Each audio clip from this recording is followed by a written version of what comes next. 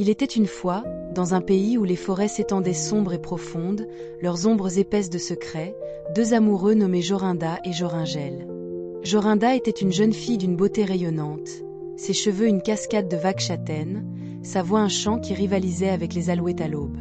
Joringel était un berger, robuste et loyal, ses yeux brillants de dévotion, ses mains rugueuses d'avoir gardé les troupeaux sous le soleil. Ils étaient fiancés, leurs cœurs entrelacés comme du lierre sur un chêne, rêvant d'une vie simple ensemble. Mais leur amour allait bientôt être mis à l'épreuve, car ils s'aventurèrent trop près d'un bois enchanté, un lieu dont on murmurait qu'il était le domaine d'une vieille sorcière dont la malice pervertissait tout ce qu'elle touchait. La forêt se dressait, ses arbres noueux et silencieux, l'air lourd d'une immobilité étrange. Jorinda et Joringel, main dans la main, s'écartèrent des sentiers sûrs, attirés par la beauté d'une clairière baignée de crépuscule. Ils connaissaient les récits. Une vieille femme vivant dans un château en ruine, son pouvoir enserrant les bois dans un sortilège, mais l'amour les rendait audacieux, et ils balayaient les avertissements d'un rire. Alors qu'ils se reposaient sous un pin imposant, Jorinda chanta, sa mélodie flottant comme une brise, quand soudain la lumière s'assombrit, les oiseaux se turent, et un frisson saisit l'air. Avant que Joringel ne puisse se lever, une ombre s'abattit sur eux. Une vieille femme, voûtée et encapuchonnée, ses yeux brillants comme des charbons, ses doigts tordus comme des griffes. La sorcière les avait trouvés. D'un ricanement qui brisa le silence, elle pointa Jorinda, et en un instant, le chant de la jeune fille se transforma en un trille, sa forme rapetissant et se couvrant de plumes jusqu'à ce qu'elle devienne un rossignol, prisonnier de la main de la sorcière. Joringel bondit, le cœur battant, mais le bâton de la vieille frappa le sol, et une force invisible le cloua sur place, ses cris figés dans sa gorge. « Elle est à moi maintenant », railla la sorcière, sa voix un râle de malice, « et toi, tu erreras perdu à jamais. » Elle disparut avec Jorinda dans les arbres, laissant Joringel paralysé jusqu'à la tombée de la nuit, le sortilège le libérant pour qu'il s'effondre dans le désespoir, sa bien-aimée volée, la forêt se moquant de son chagrin par son silence. Les jours devinrent des semaines alors que Joringel errait dans la nature sauvage, son bâton de berger son seul compagnon, son esprit meurtri mais indompté.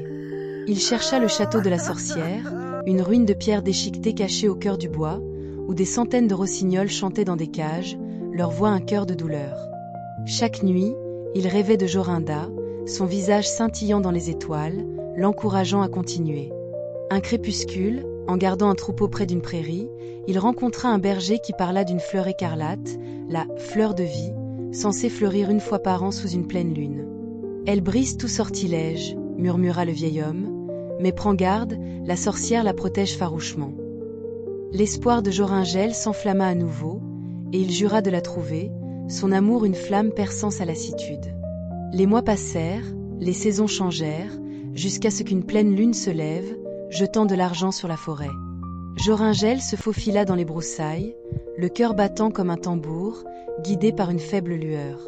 Là, dans une clairière, se dressait la fleur écarlate, ses pétales vibrants de vie, gardés par l'ombre de la sorcière qui rôdait, son bâton luisant d'un pouvoir sombre. Il attendit, retenant son souffle, jusqu'à ce qu'elle se détourne, puis se précipita, arrachant la fleur alors que son cri déchirait la nuit. Elle se retourna, sa magie cinglant l'air, mais la lumière de la fleur flamboya dans sa main, le protégeant de ses malédictions. Avec un hurlement de rage, elle s'enfuit dans l'obscurité, son pouvoir affaibli, et Joringel courut vers le château, la fleur comme un phare.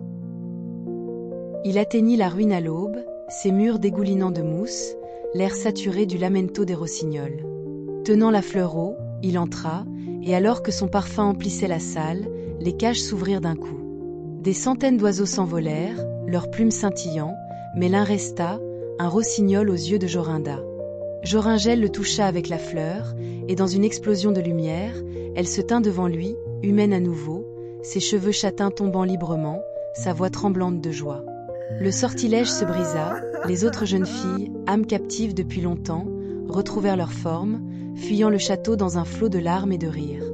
Le pouvoir de la sorcière s'effondra avec son enchantement, son château s'enfonçant dans la terre, englouti par les racines de la forêt qu'elle avait maudite. Jorinda et Joringel s'enlacèrent, leur amour un triomphe sur les ténèbres, la fleur écarlate fanant dans sa main, sa mission accomplie. Ils retournèrent à leur village, se marièrent sous un ciel embrasé par le printemps, leurs jours remplis de chants et du bêlement des moutons. La forêt reverdit, ses ombres adoucies, la malice de la sorcière un écho qui s'estompait. Leur histoire se répandit, une ballade de courage et de dévotion, chantée au coin du feu pour réchauffer la nuit.